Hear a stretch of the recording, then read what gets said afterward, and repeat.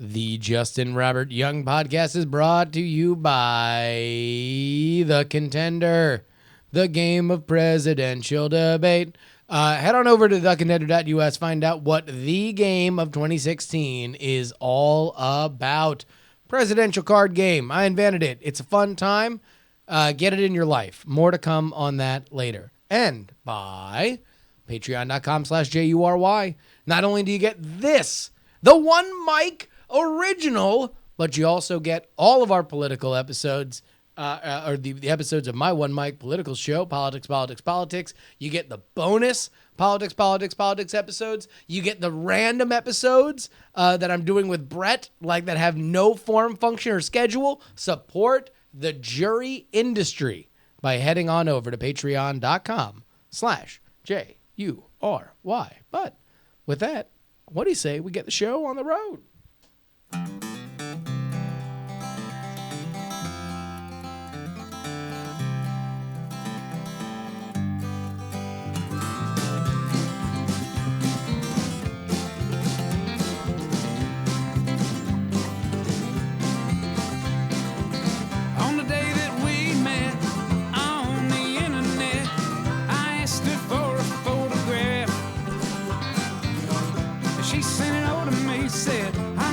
Ugly, and I said, girl, ugly ain't the half, look at you.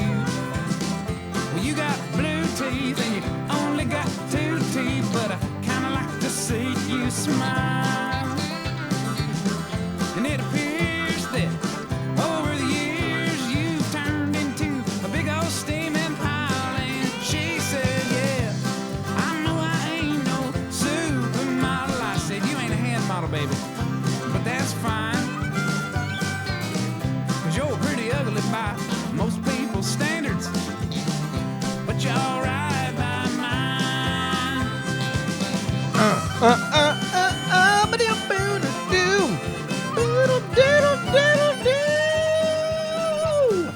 Oh my good God, ladies and gentlemen, boys and girls, children of all ages, welcome to this. Will you choose me as I choose you? It's the Valentine's Day edition of the only One Mic podcast that matters, the Justin Robert Young Show. My name is Justin Robert Young. It's not just a clever name. And since this is a podcast that we are recording on February 14th, Valentine's Day, we are joined by the love of my life, the larve of my snarg. She is my one and only, wedded last year. This is our first Valentine's Day together. It is. Ladies and gentlemen, the internet's Ashley Paramore. Hello. Welcome. So this is Valentine's Day. It is. You love Valentine's Day. No. Well, okay. All Take two? No, yeah, let's go. Okay, take two.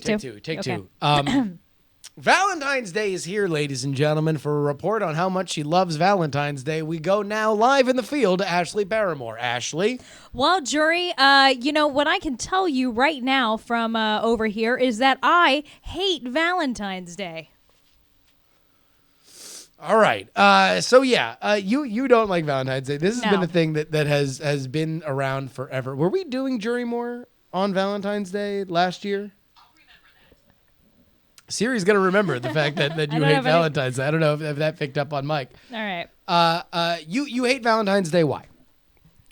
Because it's ruined my birthday for the last 30 years. That's it.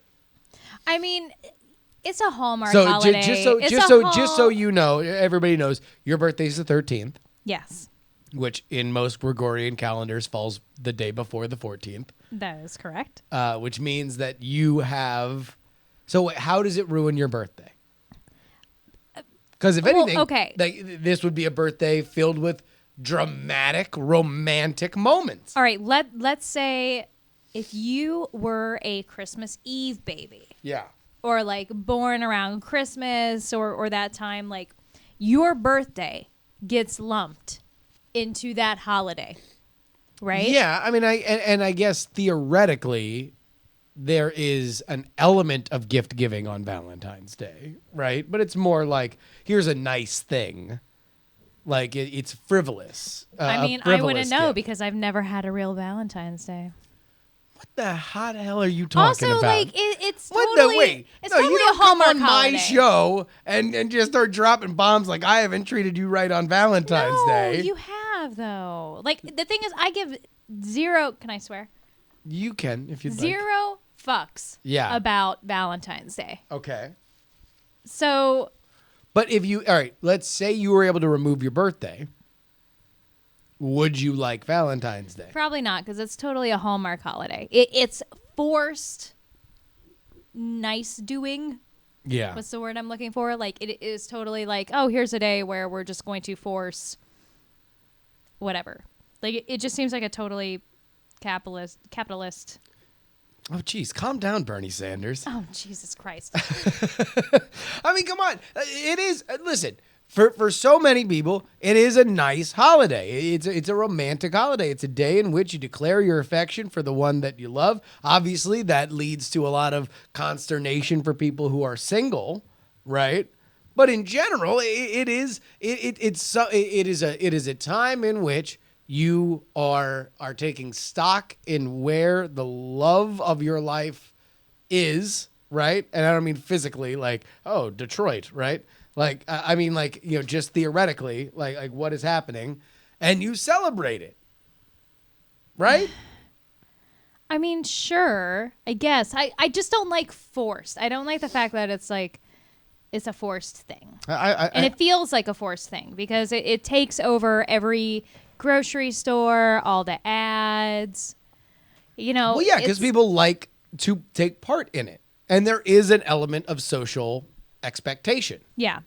You know, because like you can have somebody like, I mean, we obviously always do something on that Valentine's Day week, right? Because it is your birthday. So we usually go out for a dinner. We do a lot of the things that, you know, it kind of doubles up, right? But even if your birthday was not on Valentine's Day and you said, I hate Valentine's Day. Oh my God, can I not stand Valentine's Day? Valentine's Day is the worst systematic destruction of Western civilization, and it was invented in a bunker where the elders of Zion decided that they would fleece the proletariat by way of Valentine's Day. That's what I read on 4chan. I would still get you flowers or candy. Really? Or something nice. Like, here's what I do like. You want to know why? Because you never know. Because you never know. All right, you know better than to... know. You don't want to be the only person. That's a hell of a trust fall.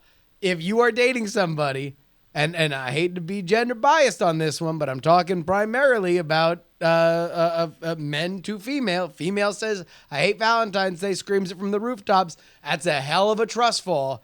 If on the day of Valentine's Day, beyond principle, somebody sees a bunch of everybody else they know getting nice things and they ain't got no nice things. Are you saying that principled nature will keep you warm while everybody else in your cubicle block is parading around all the signs of affection that were delivered to them? Because it's forced. Like, okay, so I'm like, just saying, here's that's a what I will lot of say. principle. You know the only Valentine's thing that I really like? What?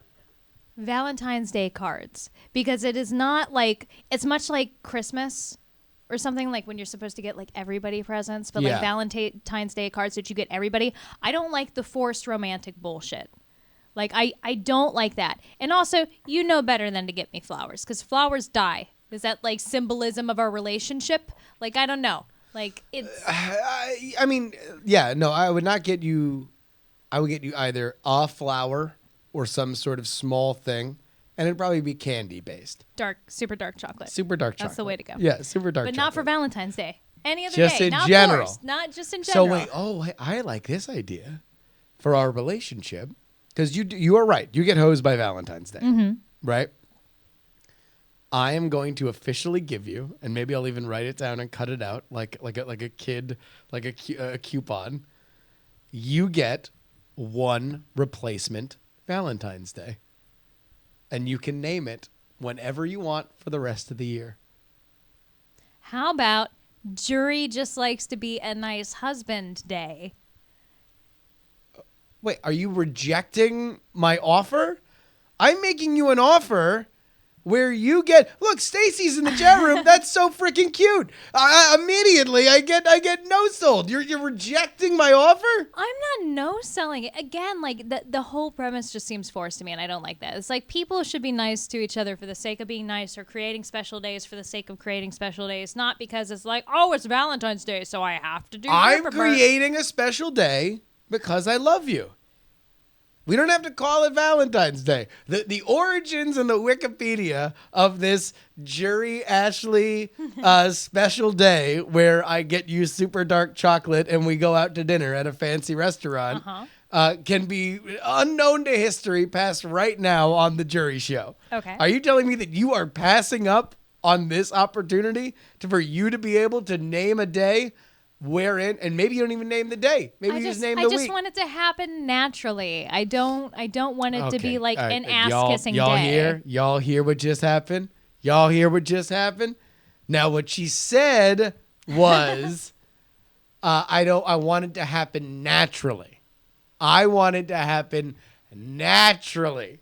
Now, did she mean that she wants it to happen in a forest? No. Does she mean that she wants it to happen on some sort of pastoral setting? No. You want to know what naturally means? Naturally means Justin decides what it is, and I surprise you with it. Valentine's Day is not a surprise. No, but this day would be. Listen, we're beyond Valentine's Day at this point. All right? Right now we're getting into our new Valentine's Day replacement because, again, these are my reparations to you, the person whom I love very dearly, the mother of my bird children, who is cheated out of a Valentine's Day because of when your birthday settles. So now you're telling me you'd be upset with me if all of a sudden, delivered to your job, you got some dark chocolates and I set up a dinner wherein we got to go out and have a good time? Well, dinner would be good. If dark chocolate shown up to my work, I'd be like, what did he do? That would be my instinct. It's like, did he do something that he knows I'm going to be like mad about? Like, why is he sending me chocolates for no reason? No, it's for this. It's for our new holiday. Our Valentine's Day reparations. I'm trying to make this right for you. I don't know. Why are you I just don't distrustful need of our new Valentine's Day. holiday? I don't know. I don't feel like there's a way to win with me on this because Why, yes, this is why I had to drag you out in public so everybody could understand how hard-headed you are about any kind of Valentine's Day. yeah, I'm just a bad person. You're not a bad person. You're Maybe a little bad. No, Okay. I feel like you're just scarred. You're scarred by Valentine's Day. You have Valentine's Day PTSD. You have that Valentine's Day, VD, the D for you is in PTSD. Okay. It's Valentine's disorder. You are, listen, and I don't blame you. Because everybody else gets to have Valentine's Day. You don't. So there's going to be surprise. Oh, surprise Valentine's Day is happening. And you're never going to know. This is getting a little threatening. Like, it's definitely going to go into, I'm going to be so suspicious. I was going to get really, really, really intense and just be like, you'll never know. It'll come out of the woodwork. You'll never see it coming. From out of nowhere. Surprise Valentine's Day. Surprise! We have so much more coming up right here on the Justin Robert Young podcast. We have murder on the high court. A new podcast that's coming up. And I'm going to talk one of my favorite topics of all time, Kanye West. That all comes up right after this.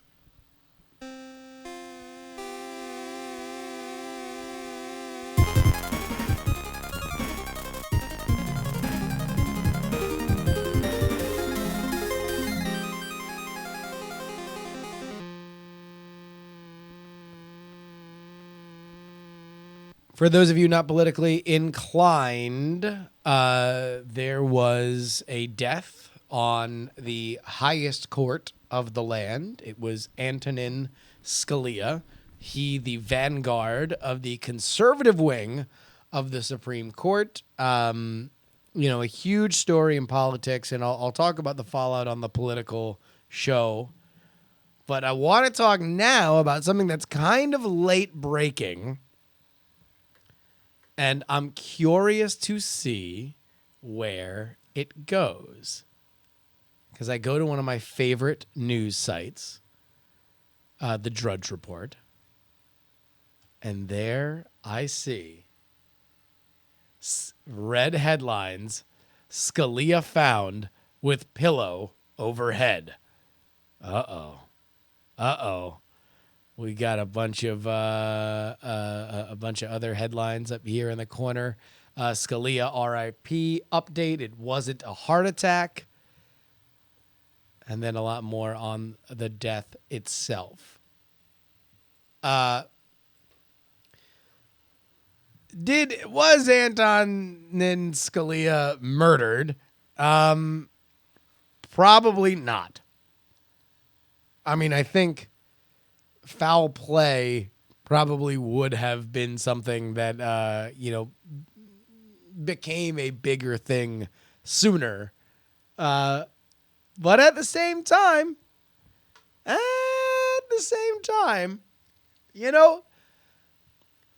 in this political year, the only way that this could get crazier, that this could get wilder, is if Antonin Scalia was murdered on this ranch in Texas.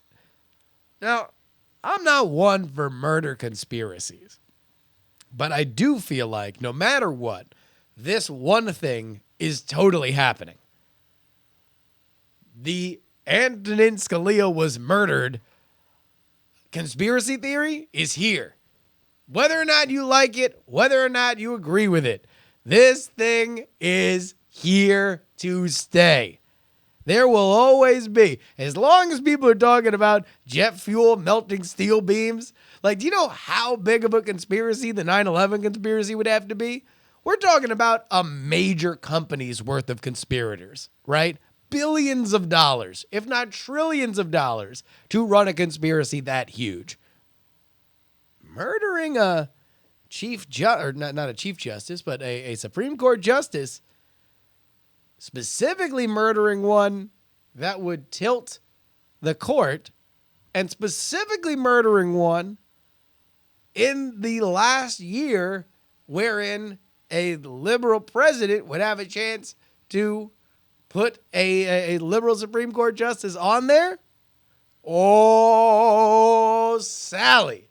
This is a conspiracy theory. It is here. There is motive. There is easy to define action, and you can tie it back. We are again joined by my wife, Ashley. You are just shaking your head. Does this anger you?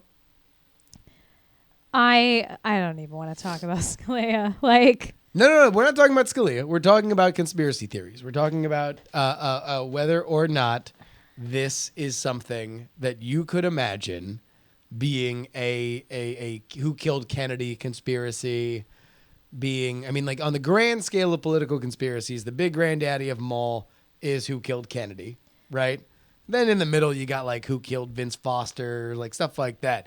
This ranks, it's above Vince Foster, below Kennedy. But this is like maybe, as a conspiracy theory, if this takes hold, which I believe it will, this is like the second biggest political conspiracy theory around. Are there any conspiracy theories that you not believe, but are interested in? Would don't mind reading about? no, keep talking. I'm asking you a question. No, I was waiting for you to finish talking. I asked you a question. No is the short answer. Like, there's always a simpler answer than throwing in a bunch of like 9/11 is a good example, right? Like throwing in like this tangled web of a million things for something to happen. And so like, Scalia, like, I don't know what all this conspiracy theory entails. So like, I'm uncomfortable commenting on it. We don't know. Nobody knows. We're here. We're covering breaking conspiracy theory, right? Yeah. We are here as a conspiracy theory begins to form, right? Though I am reading now that pillows can't melt steel beams. So it's a really good point. It would be the first time Yeah. that pillows melted steel beams. Yeah. If you don't want to believe it. But that's the thing, is like this is an example of a conspiracy theory, because I do believe, again, that this will take hold, if this does, where you don't, like, you have, the wild part will be the who killed him, right? But the how to do it would be easy. Someone stuck into his room and suffocated him. Now, why it wasn't why it wasn't immediately listed as a suffocating, that would be some of the cover-up element. But, I think it's like, and I don't know, like you've never gotten interested in even like reading about what the like Kennedy shooter conspiracy theories are. I've read a little bit about them, but I've never found them convincing. Is there any conspiracy theory that you find interesting? I very briefly, when I was in my youth, before I was an old 30-year-old lady, briefly latched on to the 9/11 stuff. And then I just learned more about it and then fell off the train pretty quickly. But no, there's like nothing that I can think of. Because again, like the answer is almost always simpler. Like the complicated answer is so improbable. So I don't... Yeah. There's nothing I've been really interested in, is the short answer. Nothing. Like what is your conspiracy theory? I said this on the Weird Things podcast, but another big political one is there is a conspiracy theory that there was wide-scale voter fraud in Chicago during the 1960 election of Nixon versus Kennedy, and that the voter fraud in Chicago was perpetrated by the mob boss Momo Giancana at the behest of Frank Sinatra, who was friends with Kennedy. Now, I got no proof. And again, listen, man, every once in a while when you mull on these kind of things, you go up and call up Occam and you ask him for his razor and he cuts through it. And you realize, okay, yeah, probably, whether or not it was voter fraud, who knows? But the idea that this was a tit for tat between, Frank Sinatra and John F. Kennedy, like, who knows? But I think it's fun. I think it's interesting. I think it's something that I've enjoyed reading about. Here, a Spork and Pork says Andy Kaufman is his go-to conspiracy theory. Andy Kaufman, famous actor in the 60s and 70s, died of cancer. Or he didn't. The famous deep character Practical Joker, maybe they say he faked his death and he lives on to this day. Like Jesus? Well, no, Jesus doesn't live on to this day, does he? I mean, in your hearts. I think technically he's supposed to, because the resurrection. But anyway, that's no. He's in. So I guess and then he ascended to heaven as a living being, and he's going to return from heaven. Something like that. Is that your favorite conspiracy theory? Oh, Jesus. No pun intended. So, no, I really don't have a favorite. I really don't. Like, not one that... I don't enjoy reading about them anymore, because most of the time... Do you find them frustrating? Yes. Because... What do you find the most frustrating about them? Because they're not analytical enough, all in all. Like, again, I hate to point at Occam's razor, but like it boils down to, again, things being simpler than what people think. Like people going on a gut feeling and then trying to find evidence that fits that gut feeling instead of actually looking at the evidence and then drawing conclusions from it. So that's my frustration. All right. I got a conspiracy theory. I got a conspiracy theory that you really like conspiracy theories and you're holding back. But why? Bum, bum, bum. We'll be right back.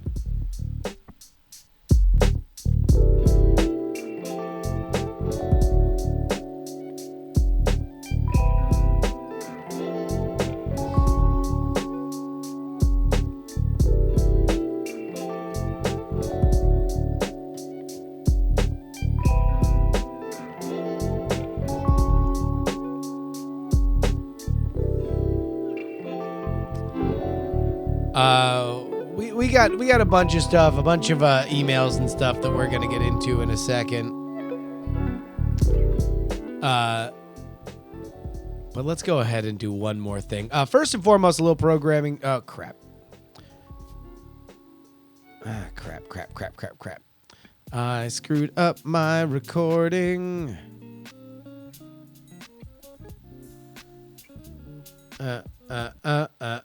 Video viewers say, I caught the part that Justin fucked up. Just go ahead and put it in the comments. He fucked up. All right, here we go. Let me see this. But let's go ahead and do one more thing. All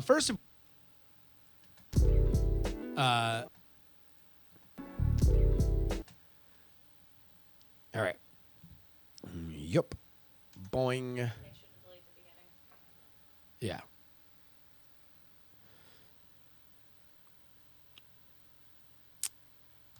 That is an abrupt transition because I screwed up on the recording. But we're back now.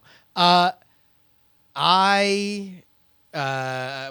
got a bunch of great emails, but there's a few things that I wanted to mention real quick. First and foremost, if you enjoy this program, then you're really going to enjoy another one that I'm starting up this Monday.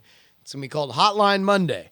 It is a call-in geek talk radio program that I am going to do with somebody that I've worked with, but I've never done a dedicated podcast with. It is going to be much like the Drake and Future mixtape. It is two great tastes that have occasionally worked together, coming together in an amazing podcast. It's me and Scott Johnson. And we're going to take your calls every Monday, 2 p.m. Pacific, 5 p.m. Eastern time. So for the East Coast, it is a drive time radio show. You can listen on the TuneIn app, call in on your phone. It's going to be a great time. I'm super, super, super excited for people to do it. We're doing it on Mondays so people can talk about a lot of the geek stuff that happens over the weekends. Very oftentimes that is movies. So we're going to have your Deadpool conversations. Call in. Tell us what you thought about Deadpool. We're going to have hot takes to beat the band. It's going to be a great time. Are you excited about the Hotline Monday? I think it's going to be awesome. I think it has been far too long for you to do a call-in show, because you and I have talked about this for a while. Yeah. About this idea. Yeah. And you've been super excited about it, and I think it's right up your alley. I think it's going to be great, and I'm really excited to hear like what people call in with. Yeah. Because it could be anything. Rad. It's going to go where people want it to go. It could be that 9/11 was an inside job, and that's what they thought of Deadpool. And now you want to talk about conspiracy theories. All right. Real quick, we'll do this. I don't know how much I exactly have to say about it, but Kanye West in the news. His new album, The Life of Pablo, is out? ? It's streaming on the Tidal music service, which who knows how many people use. You would have to subscribe to a new music service to listen to Kanye's album now. Otherwise, it'll probably be released everywhere in a week or so. He did a listening party at Madison Square Garden, wherein he also debuted his new fashion line. Unsurprisingly, He then also tweeted out that he is $53 million in personal debt. What are your thoughts on Kanye West? Well, this is the first time I'm hearing all of this, so this is interesting. General thoughts on Yeezus. I mean, I'm going to let you finish. Ye. But There we go. That's really all I know about him. Funny you should say that. I'm going to let you finish, but Beyonce had one of the greatest music videos of all time. As true as that may be. He's still a jerk.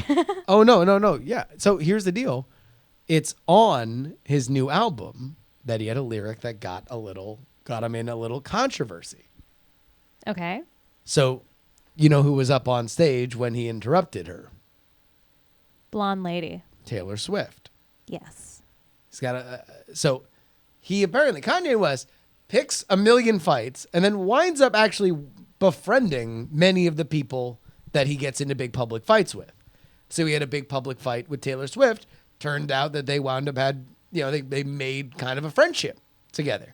He got into a big public fight with Jimmy Kimmel and then wound up coming on Jimmy Kimmel's show a bunch.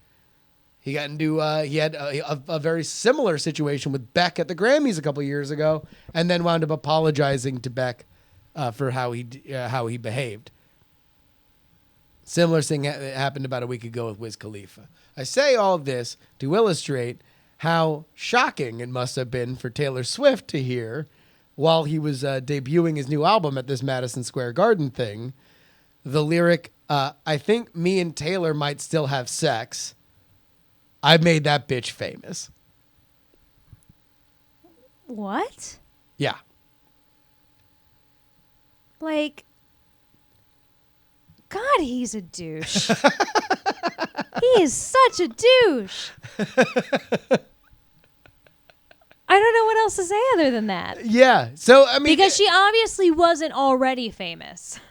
I mean, she was it's obviously objectively not exactly true, right? She was well on her way to crossover fame at the point that she was up on stage accepting an award for being famous. Yeah. Right? Well, she was super obscure when she got the award that Kanye got upset. No. I mean, that was at the beginning of her coming out of being a country star and becoming a mainstream star.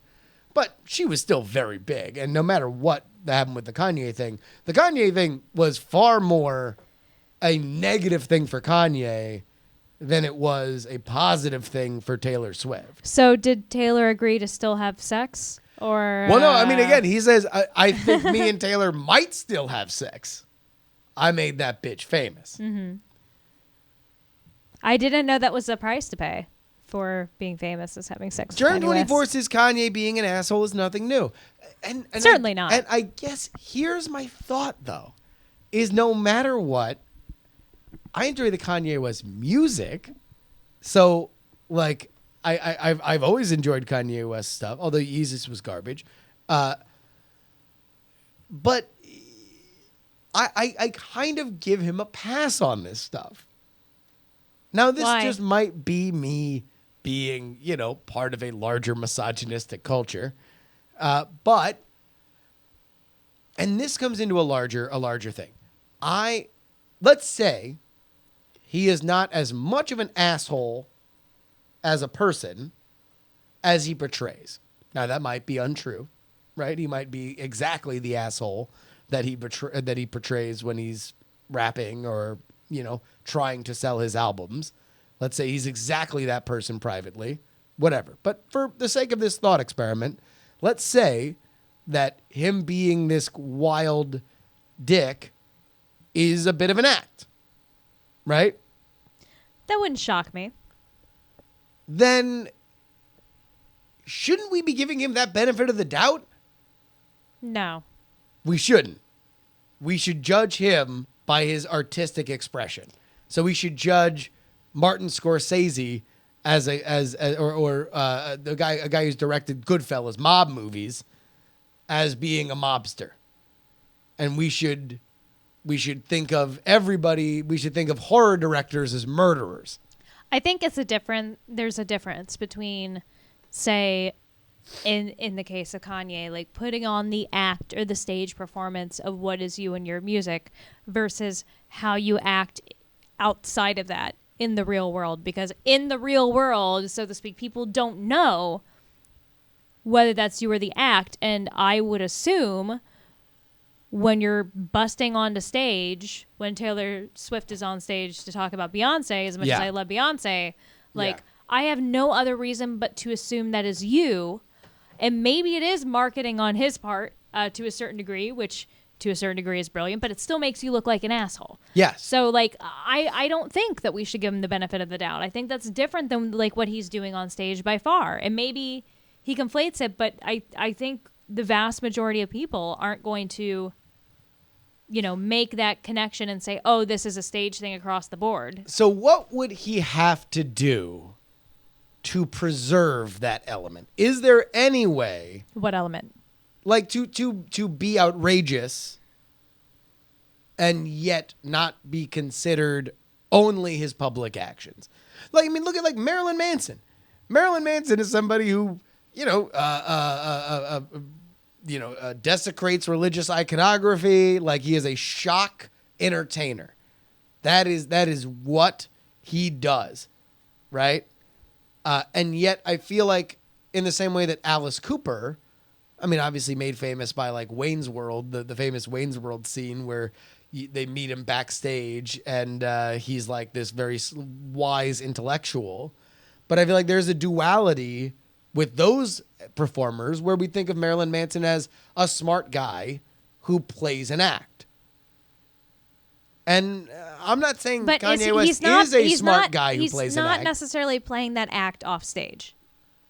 I don't know. One time I was at a private party with Marilyn Manson, and he legitimately put a smoke machine in his crotch and would unzip his fly and blow smoke out of his crotch because he thought it was funny. And that's a pretty weird thing to do.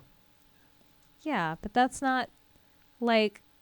That's just him being a weird guy. That's him being a weird guy. That's not him going on to stage being an asshole, you know? I mean, he's an asshole on stage. Like Marilyn Manson has done some fairly reprehensible things. He's a shock entertainer. Totally. In that respect, right? And one might wonder if Marilyn Manson was coming up now and not in the late 90s in an era of Twitter and stuff like that. Jay, I don't know why you're pointing to it. You could just say because I agree with that. I didn't want to cut you off. Okay. Marilyn Manson, J.C. Calhoun writes, Marilyn Manson and Alice Cooper's acts aren't being assholes to other people. Marilyn Manson's kind of is. Marilyn Manson was very antagonistic to people. Now, they might be people. Groups of people versus individuals. He said mean things about individuals that have come after him, right? Like, he has been antagonistic. Like, sure. I don't think that... I guess it's just hard to pass of Kanye because he was crushing someone's time to shine. And that's what makes him look extra bad. Yes. Like in the Taylor Swift Now, example. the funny thing is that he's apologized for. Yeah. And he apologized for the Beck thing, where he said that if Beck respected artistry, he needed to give back his Grammy. Without listening to the Beck album. Then he listened to the Beck album, which is pretty good. And he's like, oh, wow, no, this is great. I shouldn't have said that.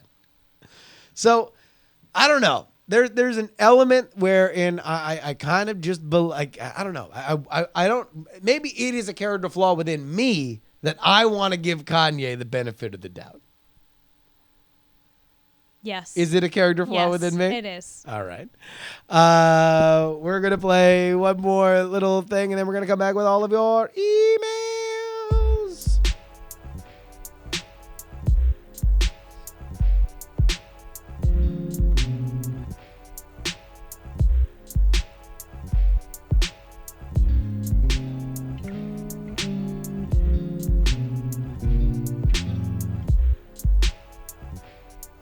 If you would like to email the show, it is justinrobertyoung@gmail.com. Again, that is justinrobertyoung@gmail.com. We have our continued search for creepy restaurant managers. This one comes in from Brian. I had a creepy restaurant manager once that had a habit of A, hitting on the hostesses all night per standard, B, grinding on the hostesses as he squeezed his way through the host stand, and C, texting hostesses and waitresses at odd hours of the night soliciting nude photographs. Yes, he was eventually fired when he groped one of the hostesses in the office when she requested a promotion to server. Now he sells insurance. Well, we've had this stuff about creepy restaurant managers for a couple of weeks now. You never worked in a restaurant, right? No.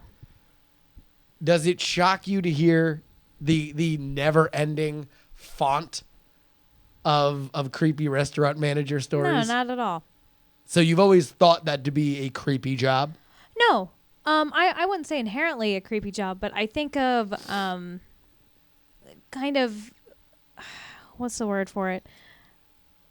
Jobs that don't require previous experience. Yeah. So like you can get a server job without having, a history in the service industry. I worked for a coffee shop, and while I never dealt with creepy managers myself, I had coworkers that dealt with creepy fucking people. So I'm not shocked by this at all. Yeah. No, I mean, and again, this started with my gambling man in the chat room. I don't even want to hear these horrible stories anymore. Well, I will continue in my quest to let the world know that restaurant managers are creeps until this cockamamie talk of getting rid of tips goes away. Because these, again, are the people that would decide the wages of all of the people that are working at these restaurants. And if you believe that guy, that creepo hostess who got so aggressive with underage women that he had to get fired and start selling insurance, should be handling the wages for the servers that bring you food, then go ahead. Until then, I continue to read terrible stories, including this one from David. I had a manager one time named Jeff. Jeff was extremely bipolar. When he wasn't hitting on the underage hostesses, he was picking a fight with literally anyone on staff for any reason at all. When he wasn't trying to invite you outside to go fisticuffs, he would try to win you back into his favor by showing you his rad tattoo that I can only describe as a mushroom house that appeared to be a combination of the one in Super Mario Brothers and David the Gnome, drawn by a child. One day, he started freaking out that somebody had taken his pen. For those who do not work in restaurants, pens are one of the most valuable objects in the world. After a couple days of him freaking out about it, my coworker went to grab the checkbook and pen off his table when he noticed white powder coming out of the end of his pen. Yes, indeed, the manager's cocaine-filled pen had been found. I don't remember whatever happened to Jeff. He's probably dead. Terrible people, these restaurant managers. Terrible. Now I know why pens are so valuable. And then we've gotten a bunch of just general restaurant stories. We'll try to go through them as fast as we can. Anonymous Diamond writes, there was a very chaotic restaurant kitchen with people running in and out and bumping into each other constantly. We did a lot of blow to keep moving, and often we would all put in to buy an 8-ball, which is about an eighth of Coke, and then split it up. One of the prep cooks was dumping it out onto a dessert plate to split up the rails when someone bumped him from behind, and the whole plate, Coke and all, plopped into a large stock pot of simmering Alfredo sauce. The dinner service was set to start in a few minutes, and there was no time to make a new pot of Alfredo, so we went into a panic about whether or not we should serve it. First, we tasted it, and it seemed fine. So we needed to calculate the Coke dose per plate of fettuccine Alfredo. It was a 50-quart pot with about 150 servings, and you get roughly 20 good rails out of an 8-ball. So it would take about 7 or 8 plates to equal a rail. That would be a couple of key bumps per plate. So we were on the fence until somebody mentioned that the effects would come on much slower when taken by mouth with a plate of pasta. With all the data crunched, we decided to serve it, and so that's what we did. There were no ill effects that I'm aware of, and we all had a good laugh anytime an Alfredo dish was plated that night. That's like the sequel to The Martian. That's great. That is math in action. Why aren't SAT questions like that? You know, a bunch of servers dump an 8-ball of Coke into an Alfredo sauce. Do the math to figure it out whether or not an old woman's going to have a heart attack.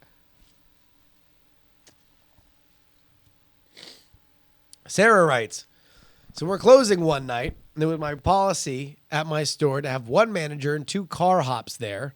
Oh, this is more from the woman who worked at Sonic's when she was younger.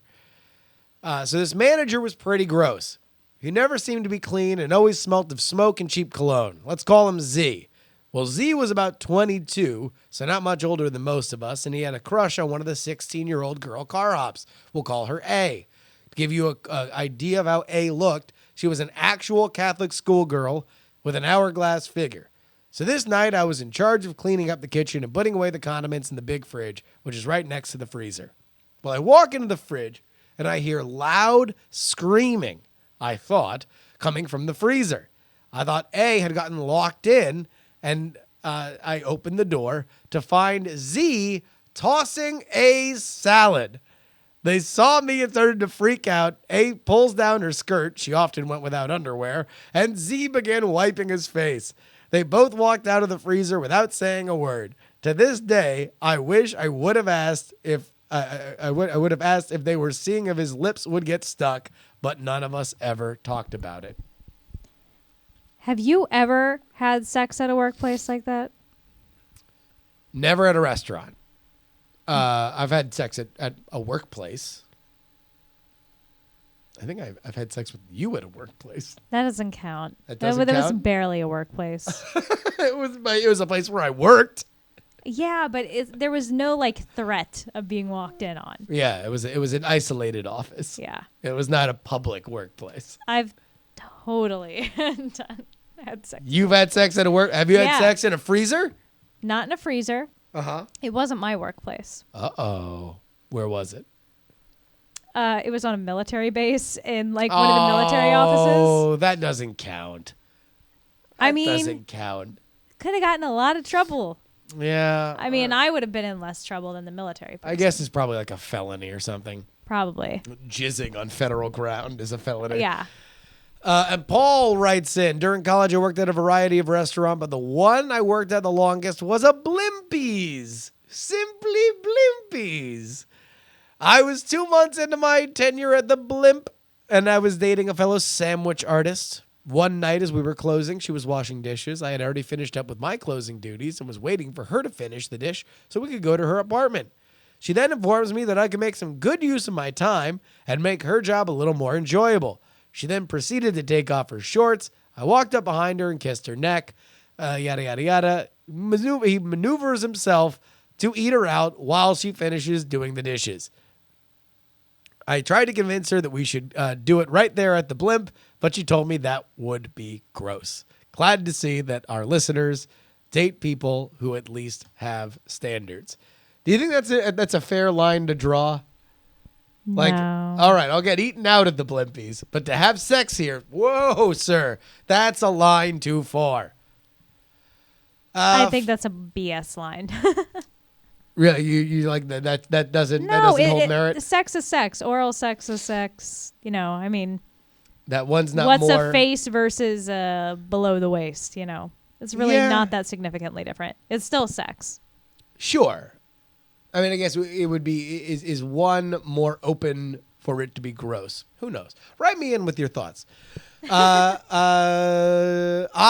had a whole big thing last week's episode about me not thinking that the proposed middle name for my forthcoming nephew was good. I thought that the name Miles, spelled with a Y, was not great. And so I talked about it. Did a Miles write in? No, Stephanie wrote in, though. She says, writing in to defend the name Miles, as someone who has a strangely spelled name, I have to say that I enjoy it. This is Stephanie with an F, Stefanie. My name is Stephanie Renee with an F, not a PH. Here are some reasons for names with different spellings. Firstly, in my case, Spelling it with a PH always seemed kind of dumb because you pronounce the F. 2, it helped set me apart from other Stephanies growing up. 3, it's an alternative to naming your kid something that isn't frequently recognized as a name. It's unique, but not so unique that people judge you for it. And my parents thought about naming me Stefania and decided Stephanie was a safer option. They did not want the traditional spelling. 4, having a unique name and owning it has helped me stand out and set myself apart. If you have confidence and own it, it becomes a part of who you are. I maintain that if you spell it with a PH, I get to ask, who are you referring to? That's not my name. Am I being a baby for screaming and yelling on my own podcast that my nephew shouldn't be named Miles with a Y? It's not your baby. Doesn't matter. Your opinions don't matter. Oh, yeah. Oh, I know. But am I crossing into Kanye territory by with a much larger platform than Eric and Carolyn have with their podcast, the Young Family Podcast? Have they listened to that episode? I told Eric about it. Mm-hmm. I told Eric about it. They haven't responded yet, though. I want them to respond on the Young Family Podcast. So I'm listening to the Young Family Podcast every week, and I'm trying to get a rise out of them. I'm trying to start a little podcast feud, and I can't. They won't take the bait. Miles with a Y. I think you're being a silly goose. All right. Because it's Valentine's Day, I wanted to get everybody into the spirit by asking what their favorite, the weirdest place that they've ever broken up with somebody was. So let's go ahead and get to these. Steve writes in, the year was 2004 and Operation Enduring Freedom was in full swing. Right after I rang in the new year with my girl at the time, I was called to do my duty in Afghanistan. I was an airman in the Air Force, and this wasn't much of a surprise.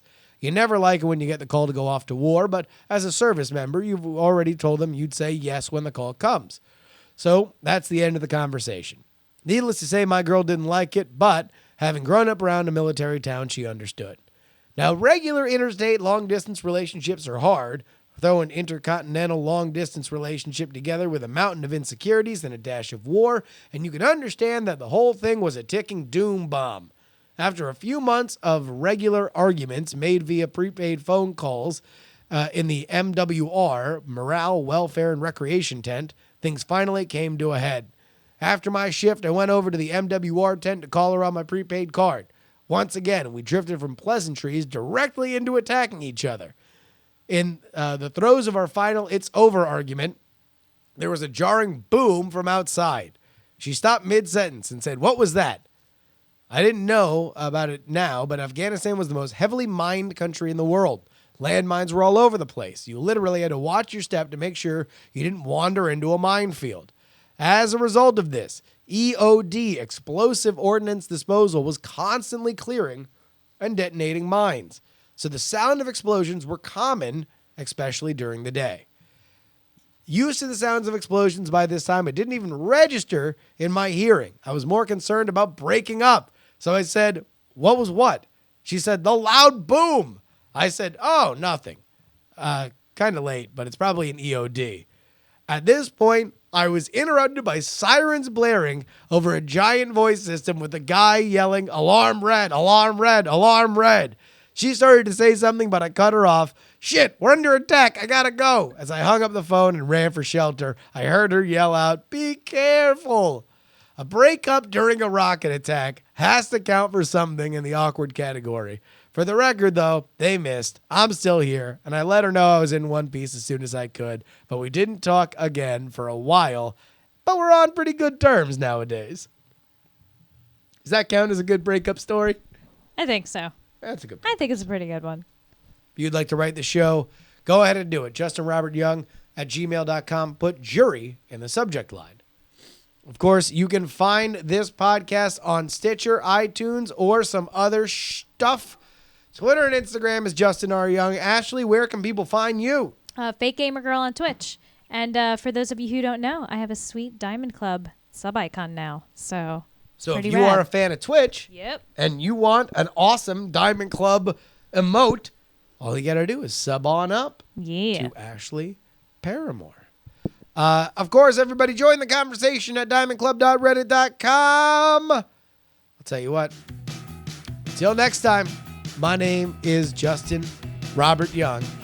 If you find yourself getting eaten out at the Blimpies, if you find yourself writing a conspiracy theory about the death of Antonin Scalia, if you find yourself getting surprised sometime in mid-July with a Valentine's Day from out of nowhere, well, remember your old pal Germs as he tells you, please don't die!